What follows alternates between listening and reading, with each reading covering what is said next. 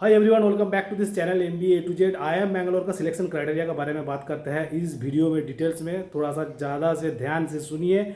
And MBA 23-25 batch जो होंगे इस बार का, जो अभी जो इसका मतलब क्या ना एडमिशन चल रहा है, एंड इसके जो वेट लिस्ट का मूवमेंट का बारे में बात करेंगे। एंड MBA 24-26 बैच का मतलब कैट 23 जो दोगे, जो इस बार फ्रेशर्स है, ये आपको 2-3 साल एक्सपीरियंस है, 1-2 साल का एक्सपीरियंस है, जो इस बार कैट अटेंड करोगे। कैट एस्पिरेंट्स के लिए इस वीडियो बहुत महत्वपूर्ण है, तो वीडियो को ज़रा से एंड तक देखिए। चैनल को सब्सक्राइब कर लीजिएगा, चैनल को शेयर कर दीजिए वीडियो को, एंड वीडियो को लाइक ठोकिए। कमेंट बॉक्स में बताइए आपका और क्या क्या क्राइटेरिया जरूरत है। तो यार IIM बैंगलोर में एडमिशन लेने के लिए मैं पहली बात बोल रहा हूँ, अगर आपने फ्रेशर्स हो, ठीक है ना, तो ठीक है। लेकिन आपका वर्क एक्स है तो आपका क्वालिटी ऑफ वर्क एक्स को बहुत ज़्यादा सा ध्यान देता है आपको IIM बैंगलोर। क्योंकि क्या होता है ना, आपको क्वालिटी मतलब आप शायद आप मैक्सिमम अभी क्या है ना, जो कोडिंग इंजीनियर मतलब क्या ना सॉफ्टवेयर इंजीनियर, तो क्या है ना mechanical engineering, electrical engineering, BSc graduate, economics graduate करके भी क्या होता है ना, हमारा सॉफ्टवेयर कंपनी में काम करता है, ठीक है ना। तो क्वालिटी ऑफ कोडिंग मतलब क्या ना क्वालिटी ऑफ वर्क आपको जांच किया जाता है। गवर्नमेंट सेक्टर में हो मतलब क्या ना, कोई आपको बैंक में काम कर रहे हो या कोई भी आपको मतलब क्या ना पब्लिक सेक्टर में काम कर रहे हो, तो अब भी आपको क्या ना क्वालिटी ऑफ वर्क मतलब आप नया कुछ क्या किए हो, क्या सीखे हो, इसका बारे में आपको पूछा जाएगा आपको IIM बैंगलोर में। क्योंकि क्या होगा, वहाँ पर एक तो SOP डालेगा, वो SOP में आप दोगे। अगर आप SOP में सेटिस्फाई कर पाओगे, नहीं तो आपको इंटरव्यू में जब होगा आपको पूछा जाएगा, ओके ओपन, तो आप फंस जाओगे वहाँ पर, क्योंकि आप पता नहीं पाओगे। Because if you have a quality then you can express, otherwise you can, okay. इसके बाद मैं जो चीज़ आपको इम्पोर्टेंस दे रहा हूँ, IIM बैंगलोर का बेसिक जो आपको जनरली जो इंटरनेट में जो आता है उसका साइट में रहता है, जो general candidate EWS SC ST OBC का जो आपको क्राइटेरिया है, sectional cut off and as well as the overall cut off. Sectional cut off जो है, ओवरऑल कट ऑफ का बारे में बात करता है। जनरल कैंडिडेट में 99.99 परसेंटाइल का इस आसपास मतलब 99.98, 99.99, 99.97 नहीं मिलने से आपको general engineer male profile, general engineer female profile आपको शॉर्ट लिस्ट नहीं होंगे PI के लिए, ओके। नॉन इंजीनियर्स के लिए बोल रहा हूँ 99.3, 99.4, 98 परसेंटाइल में कभी कभी शॉर्ट लिस्ट होते हैं अगर आपके पास वर्क एक्स हो। इंजीनियरिंग प्रोफाइल के लिए मैं आपको बोल रहा हूँ, अगर आपके पास एक्स्ट्रा डिग्री है मतलब क्या ना MS किए हो फॉरेन से, हो सकते हैं कि आप इकोनॉमिक्स में कुछ डिग्री करके आए हो फॉरेन से, तब आपको क्या होगा ना CA कर लिए हो, ठीक है, तब आपको हो सकता है कि ये 98 परसेंटाइल, 97.5 परसेंटाइल में भी आपको कॉल आ सकता है। एंड आपके पास फॉरेन वर्क एक्स होंगे तो आपको बिल्कुल आपको कॉल आएगा, मतलब कन्वर्ट होने का चांस ज़्यादा रहता है।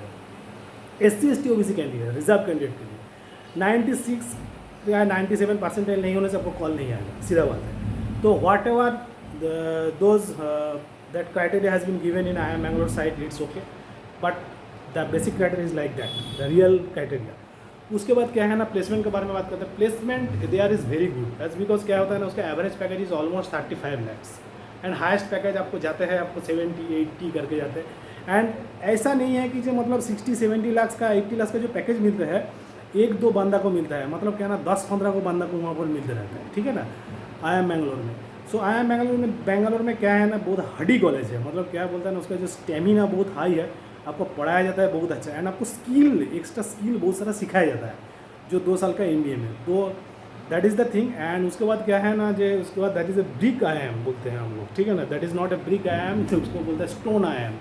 स्टोन IIM में ऐसा होते रहता है, स्टोन IIM मतलब पूरा स्टोन का कैंपस में फिलअप किया हुआ है, मतलब क्या स्टोन से कंस्ट्रक्टेड है।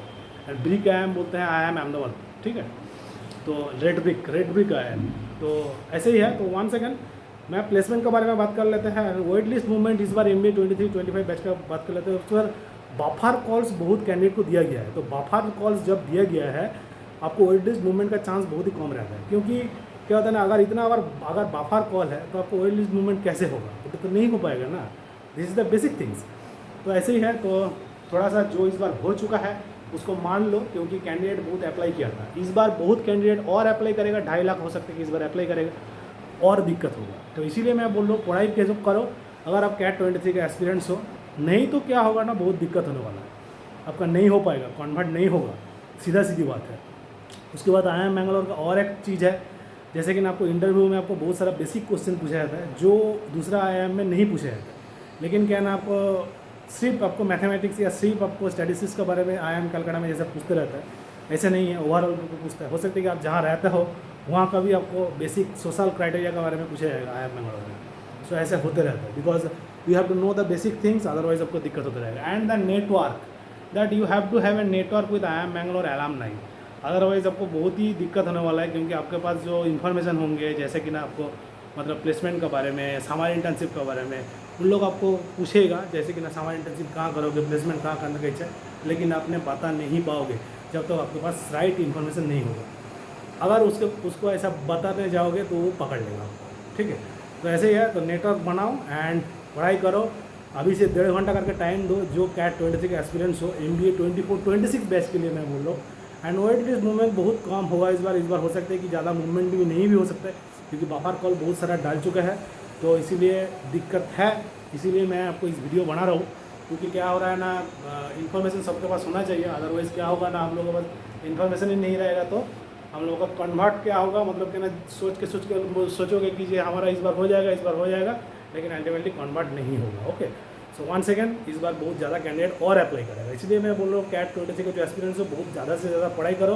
DILR क्वांट एंड VRC का पुराना पेपर जितना है आपको कैट का, उसको प्रैक्टिस करो, मॉक टेस्ट दो, मॉक का एनालिसिस करो, मॉक का रिवीजन करो, आपको बिल्कुल हो पाएगा। Once again, thanks for watching this video. Please do like, share, comment and subscribe to my channel, and don't forget to hit the bell icon. Thank you. Best of luck. God bless you guys. Let's hope for the best. Thank you.